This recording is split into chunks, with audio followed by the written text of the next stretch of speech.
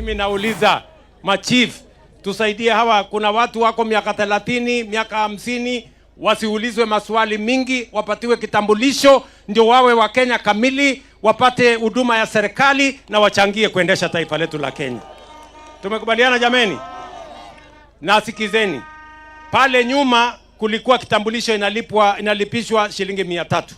Sasa hiyo malipo ni bure, kitambulisho ni bure. Wewe unaenda unachukua kitambulisho, unapiga foleni, unaondoka. Vile vile hata ile replacement ya kitambulisho ilikuwa 1000. Hata hiyo tumesuspend. Tumesema kila mtu enda uchukue kitambulisho yako utembee. Tunaelewana jameni? Marigat hoye.